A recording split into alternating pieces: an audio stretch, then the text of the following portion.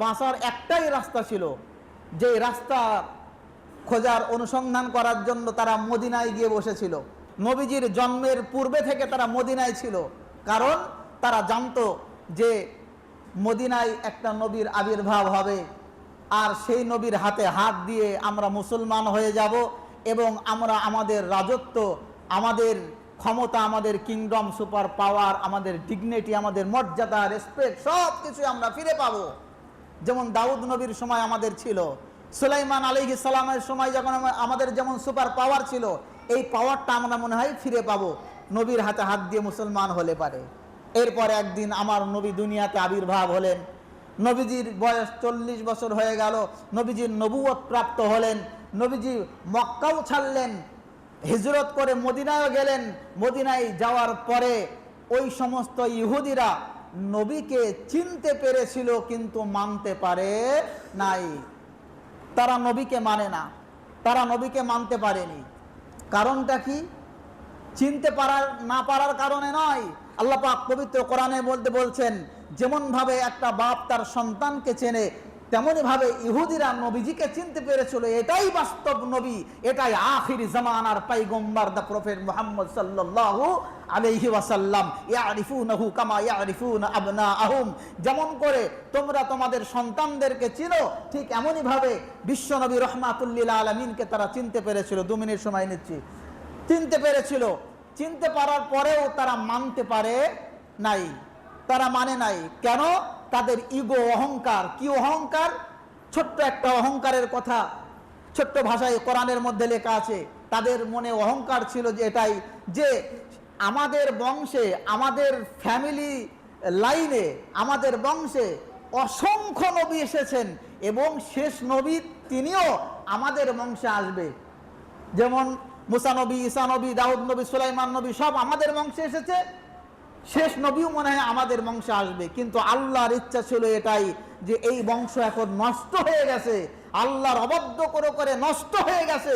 এই বংশে আখির জামানার পয়গম্বরকে আমি আল্লাহ রাব্বুল আলামিন প্রেরণ করব না, আমি প্রেরণ করব ওই যে ইসমাইল আলাইহিস সালাতু ওয়াস সালাম, যিনি নিজেকে কুরবান করতে চেয়েছিলেন, যিনার গলার ওপর দিয়ে ছুরি চালানো হয়েছিল, সেই ইসমাইল আলাইহিস সালাতু ওয়াস সালাম আল্লাহকে খুশি করার জন্য সেই ইসমাইল নবীর বংশে আমি আল্লাহ পাক পাঠাবো।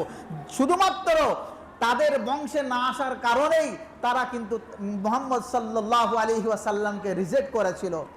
এখানেই টু দ্য পয়েন্ট, যে তারা এত গজবপ্রাপ্ত জাতি, আযাবপ্রাপ্ত জাতি, আল্লাহর দুশমন বলা হয়, রসুলের দুশমন বলা হয়। আমার নবীকে বিষ খাইয়ে তারা মারতে চেয়েছিল, আমার নবীকেও হত্যা করতে চেয়েছিল।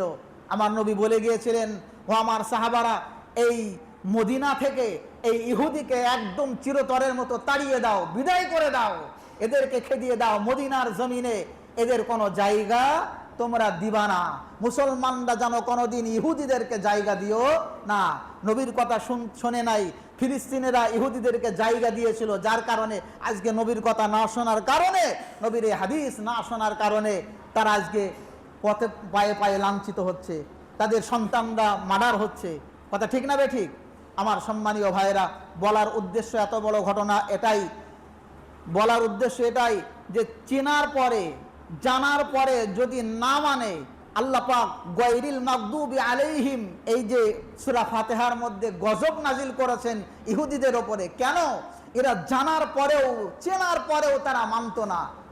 আমার সম্মানীয় ভাইরা, আজকেও যদি আমরা আল্লাহর কোরআনকে চিনি, আল্লাহর কোরআনকে জানি, রসুলকে যদি আমরা জানি, আল্লাহকে যদি বিশ্বাস করি, আল্লাহকে বিশ্বাস করার পরেও যদি আল্লাহকে না মানি, ইসলামকে সঠিক জানার পরেও যদি আমরা ইসলামের পথে না চলি, কোরআনকে সঠিক জানার পরেও যদি আমরা কোরআনের পথে না চলি, নামাজকে সঠিক জেনেও যদি আমি আর আপনি নামাজ না পড়ি, তাহলে what is the difference between us and them?